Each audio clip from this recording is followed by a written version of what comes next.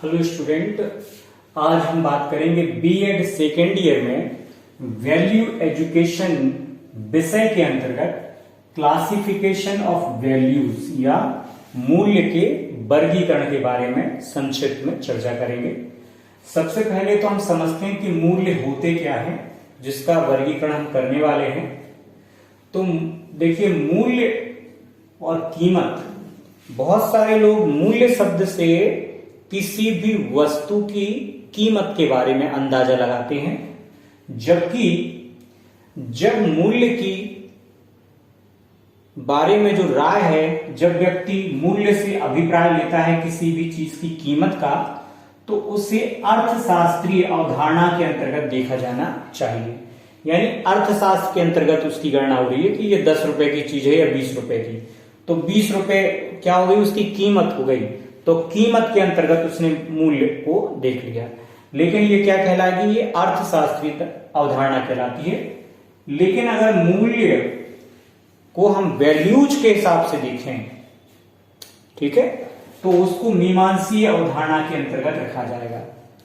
मीमांसीय अवधारणा कहती है कि किसी वस्तु का कार्य करने का मूल्य उससे होने वाले परिणाम या कार्य सिद्धि या उसके मूल में निहित आदि भावना से निर्धारित होता है। यानी मीमांसीय अवधारणा किसी भी वस्तु की, कार्य की या व्यक्ति की वास्तविक कीमत का पता लगाती है। वो अर्थशास्त्रीय कीमत का पता नहीं लगाती है, बल्कि वास्तविक कीमत का पता लगाती है। और यह कभी कीमत से अधिक भी हो सकती है और यह कभी कीमत से कम भी हो सकती है। कौन सी कीमत? अर्थशास्त्रीय कीमत से कभी मूल्य कम भी हो सकता है और ज्यादा भी हो सकता है। सामान्यतया मूल्यों को दो प्रकार या दो भागों में बांटा गया है। पहला स्वतः साध्य मूल्य और दूसरा साधन मूल्य। ठीक है, स्वतः साध्य मूल्य क्या होता है?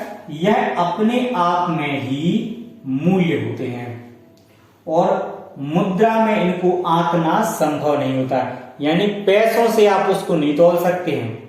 ठीक है, जैसे आपने सुना होगा कि ये व्यक्ति 100 रुपए में काम करने के लिए तैयार हो जाएगा, ये 500 रुपए में काम करने के लिए तैयार हो जाएगा, ये 1000 रुपए में काम करने के लिए तैयार हो जाएगा।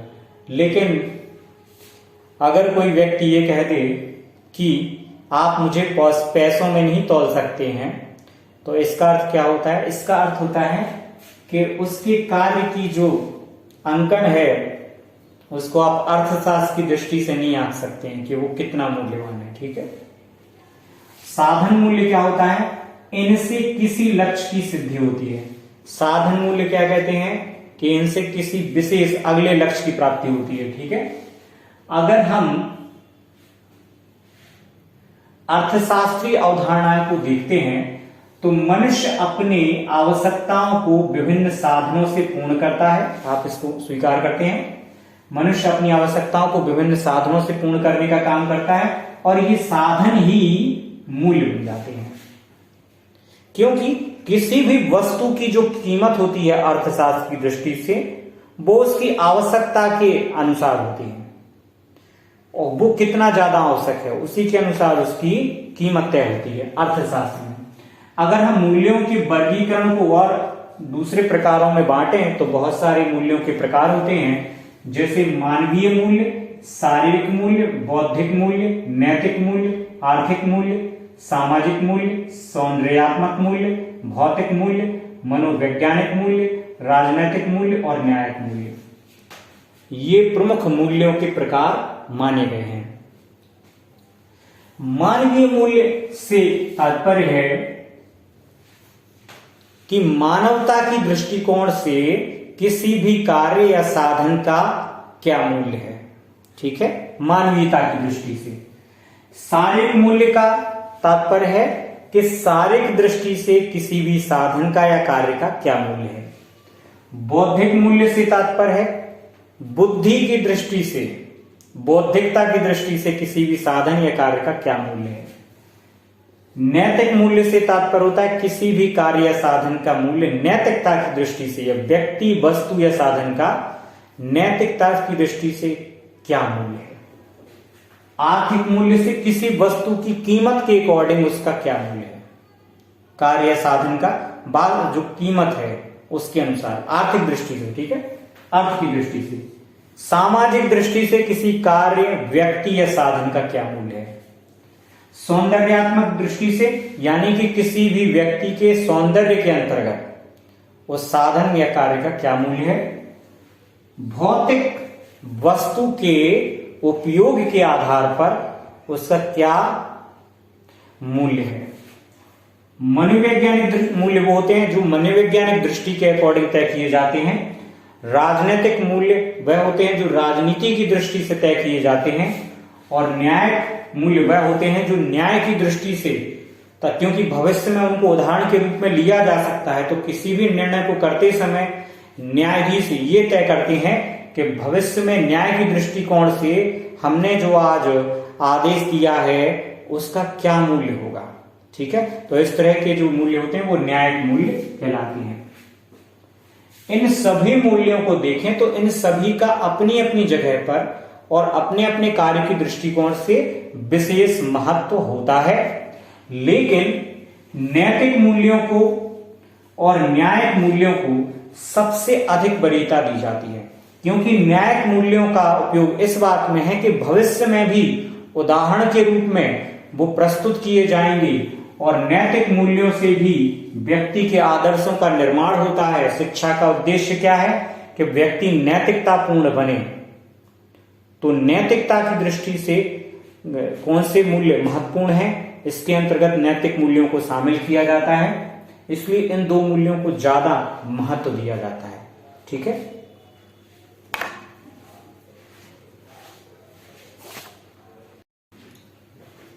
हेलो स्टूडेंट, अगर हम मूल्यों का वर्गीकरण दृष्टिकोण की दृष्टि से देखें, ठीक है, तो दृष्टिकोण के अंतर्गत सकारात्मक दृष्टिकोण भी हो सकता है और नकारात्मक दृष्टिकोण भी हो सकता है। सकारात्मक दृष्टिकोण के अंतर्गत अहिंसा, शांति और धैर्य से संबंधित मूल्यों को शामिल किया जाता है और नकारात्मक दृष्टिकोण से हिंसा, अन्याय और कायरता जैसे मूल्यों को शामिल किया जाता है। अगर हम उद्देश्य की दृष्टि से मूल्यों का वर्गीकरण करें तो पहला मूल्य होता है साध्य मूल्य, जिसके अंतर्गत वे वस्तुएं अवस्थाएं शामिल होती हैं जो अपने आप में या स्वयं में शुभ होती हैं। दूसरा साधन मूल्य होता है जो अपने आप में शुभ ना होकर किसी अन्य वस्तु के साधन के रूप में शुभ होता है, ठीक है। अगर हम विषय क्षेत्र के अंतर्गत मूल्य का वर्गीकरण करते हैं तो इसमें सबसे पहला सामाजिक मूल्य बनता है और इसमें आते हैं अधिकार, कर्तव्य और न्याय से संबंधित मूल्य। मानव मूल्यों के अंतर्गत नैतिकता और आध्यात्मिक मूल्यों से संबंधित मूल्य शामिल होते हैं।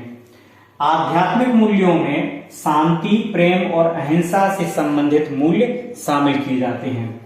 भौतिक मूल्यों में भोजन, मकान, वस्त्र इत्यादि मूल्यों को शामिल किया जाता है। सौंदर्यात्मक मूल्यों की दृष्टि से प्रकृति, कला और मानव जीवन संबंधी मूल्यों को शामिल किया जाता है। मनोवैज्ञानिक मूल्यों में प्रेम, दया, करुणा आदि मूल्यों को शामिल किया जाता है। राजनीतिक मूल्यों में ईमानदारी, सेवा भावना जैसे मूल्यों को शामिल किया जाता है। न्यायिक मूल्यों में सत्यनिष्ठा, निष्पक्षता जैसे मूल्यों को शामिल किया जाता है और व्यावसायिक मूल्यों में जवाबदेही, जिम्मेदारी और सत्यनिष्ठा जैसे मूल्यों को शामिल किया जाता है। मूल्यों की में सबसे महत्वपूर्ण है किसी भी उद्देश्य की प्राप्ति। किसी भी चीज का, वस्तु का, व्यक्ति का मूल्य निर्धारण हम किसी न किसी उद्देश्य की दृष्टि से करते हैं, तो साध्य मूल्य और साधन मूल्य सबसे ज्यादा महत्वपूर्ण माने जाते हैं, क्योंकि साध्य मूल्य कहता है कि वे वस्तुएं या अवस्थाएं जो स्वयं में शुभ होती हैं वो एक मूल्य होता है उनका, ठीक है। और साधन मूल्य वो होता है जो अपने आप में शुभ ना होकर किसी अन्य वस्तु के साथ में जब वो साधन के रूप में जुड़ जाते हैं तो वो शुभ हो जाते हैं, तो ये साधन मूल्य कहलाता है। इन दोनों ही दृष्टिकोणों को अन्य सभी चीजों में जोड़कर मूल्य के रूप में परिवर्तित होकर स्वीकार किया जाता है। तो ये हमने संक्षिप्त में मूल्यों का वर्गीकरण करने का प्रयास किया है और मानव मूल्यों को सबसे ज्यादा महत्वपूर्ण माना जाता है, क्योंकि इन मानव मूल्यों के कारण ही व्यक्ति में नैतिकता और आध्यात्मिकता जैसे मूल्यों का विकास होता है।